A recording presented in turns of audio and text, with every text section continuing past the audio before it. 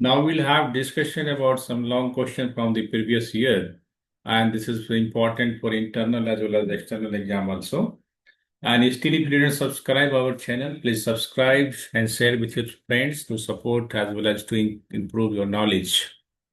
So, question is analyze the wave propagation in the lossy dielectric medium and find the value of alpha and beta. So, as you know that here in case of wave propagation, we have four different condition. Okay. So like we have lossy dielectric, lossless dielectric, free space and good conductor. So here any question they used to ask always. So previously they asked about the lossy dielectrics. So that we'll see first. Later we'll see about lossless dielectric. So now in case of lossy dielectric, so here I am going to discuss about some important concepts, how flow of derivation is there. Okay, since already separate lecture is available for this in the detail, you can refer there also. It is there in the playlist course of EMTL. So it is important here in case of lossy dielectric, that is the a special case in the conducting medium, that is the lossy dielectric. Here what is happening? Sigma is not equal to 0. Whereas it is a perfect dielectric means conductivity will be 0. But here conductivity is not 0 and epsilon is equal to epsilon naught, epsilon r and mu equal to mu naught, mu r. Only different from the perfect dielectric is what here conductivity is not equal to 0. And this is the equation from the wave equation, that is the previous derivation. So here you need to remember this. That is the del square E in terms of electric field as well as in terms of magnetic field. Later, this dou by dou t is being replaced by the j omega. So after substituting this value of dou by dou t, it is 2 times like dou square by dou t square means you have to write the for this dou square by dou t square, we have to write j omega into j omega. So after putting this value, we are going to get del square E equal to gamma square E, where gamma is already you know about, that is the alpha plus j beta, and here this gamma square value is going to be equal to j mu omega into sigma plus j omega epsilon. So this is the value of gamma square. Nothing to remember, just remember these two equations 1 and 2. And here dou by dou t you are going to replace by j omega, and dou square by dou t square you are going to replace by j omega into j omega. After that, just you need to simplify. So this equation is going to, this is 3 and 4 is in the form of Helmholtz equation. And this conductivity, if you try to compare this earlier equation, so this conductivity become now here sigma plus j omega epsilon. Okay, that difference can be here. So this is in case of a space domain. Now we have discussion about the time domain. So it is being multiplied by e to the power j omega t. Okay, to get the time domain expression. And earlier by using Maxwell equation. Okay, so here we have the sigma replaced by sigma plus j omega epsilon. So that's why we have del cross H equal to, so that this is the about conduction current density, all things you can recall. Okay, so now we have del cross H equal to sigma plus j omega epsilon E, and del cross E equal to minus j omega mu H, and del dot D equal to 0 and del dot H equal to 0.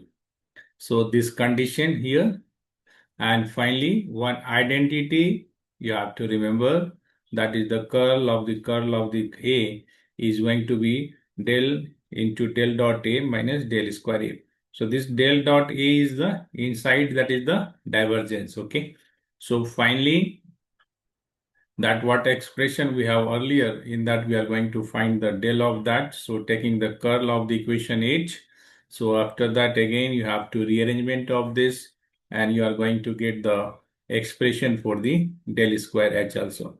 So this is the condition when we got for the magnetic field. Similarly, we can get for the electric field. So in the both situation, similar expression we have. Here in case of magnetic field, del square H equal to gamma square H. In case of magnetic field, del square E equal to gamma square E. And same identity we have used here also.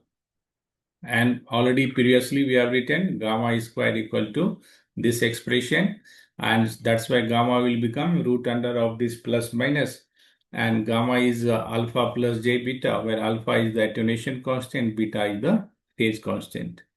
So this is the real part, which is the attenuation constant. Imaginary part is the phase constant.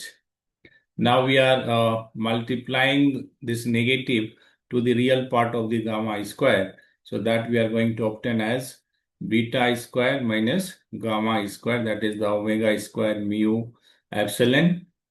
And magnitude of the gamma square directly we have beta square plus gamma square, that is equal to omega mu root under sigma plus omega square epsilon square.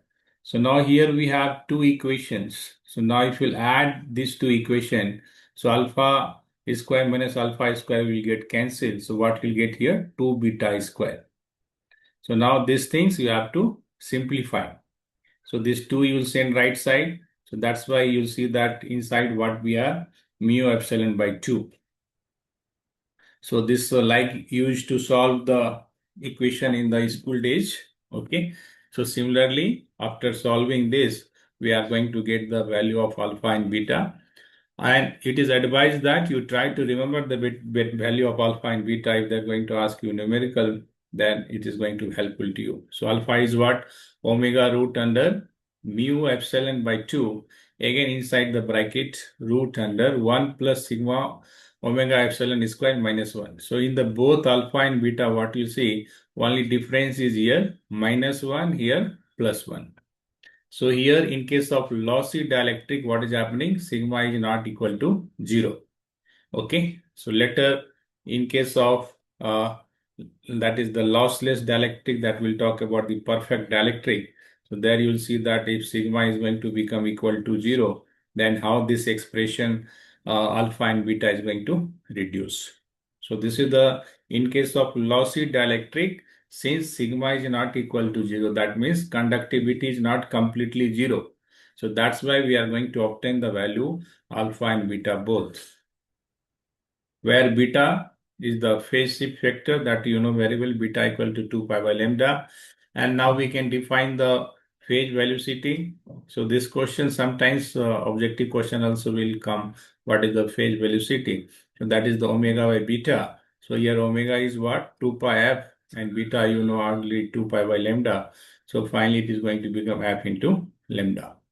And similarly refractive index we can define here in terms of phase velocity, that is c by phase velocity, where c is the velocity of the light.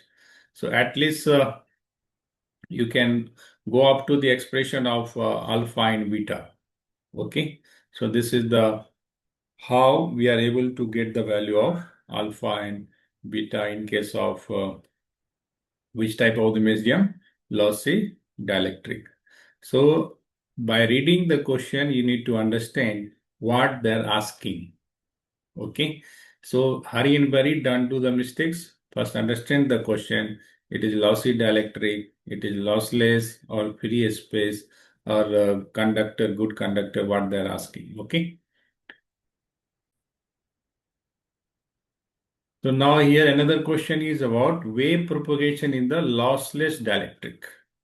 And again, we have to find the value of alpha and beta. So in the lossy dielectric means conductivity was not equal to 0. In case of lossless dielectricity, what will happen? Conductivity is going to become 0. Then we'll see whether alpha is going to exit or not, or only beta is available. That we are going to discuss here. So now finally, in the starting derivation itself, you will able to write the condition, then it will give the better impression. So here conductivity is 0 and remaining condition is mu equal to mu naught epsilon r, mu r, and mu equal to mu naught mu r. This all is the same condition. Only change is here conductivity is equal to 0. So this conductivity is almost 0. So this is the much lesser in compared to omega epsilon. So now what will happen here? Since that conductivity is going to be 0, so finally that wave equation is reduced in this form. Okay, so that first term becomes 0 since conductivity is the 0 here. So that's why we have del square equal to mu naught epsilon naught. Okay, del square E by dou t square. And whereas this one again same process what we are doing, dou by dou t is replaced by j omega, and when we have dou square by dou t square, that will replace by j omega into j omega. So how we are getting that j omega, that is also explained here. So finally, again, we are going to rearrange that equation. So that equation we have del square E plus omega square mu naught epsilon naught into E equal to 0.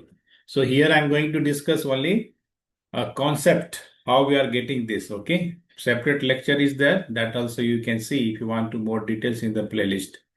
So finally, now this equation is written as del square E plus beta square E. So what is the beta square here? Omega square into mu naught epsilon naught.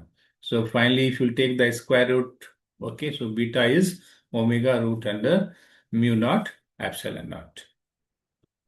So this was the wave when it is going to propagate in the z direction. So when wave is going to propagate in the z direction, so then what will happen here? You know about these transverse electromagnetic waves.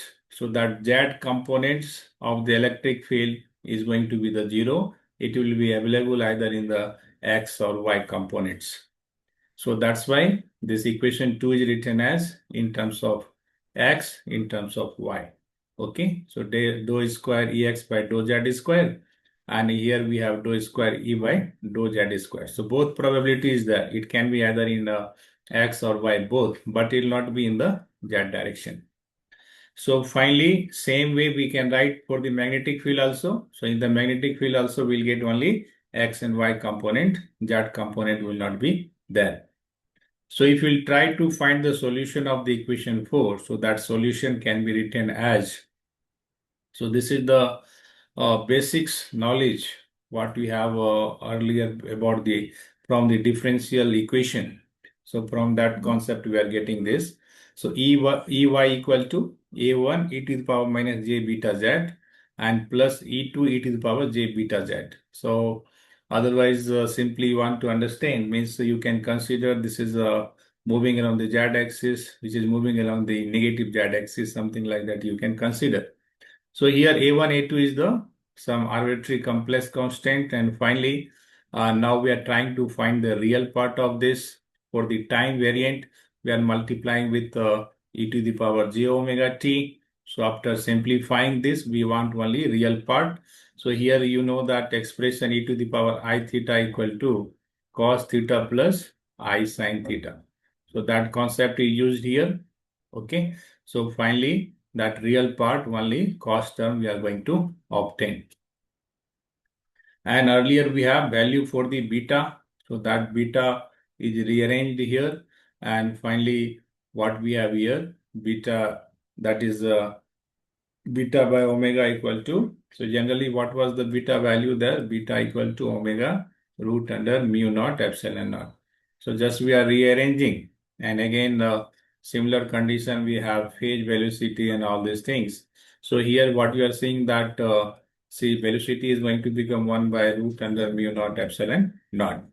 So here we have only beta.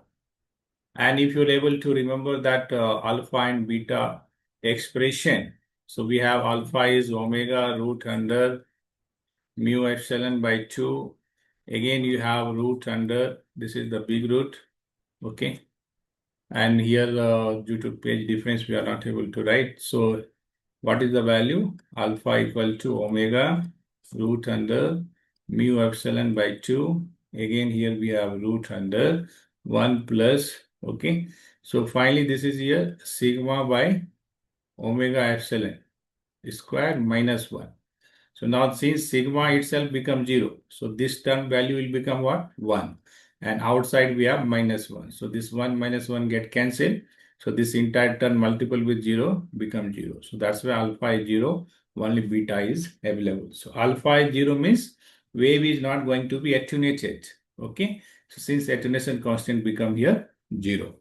Like this, you have to find the value of alpha and beta. Okay. So any doubt is there, you can write in the comment box, and you want more detail means that lecture is also available. Thank you. Thank you very much.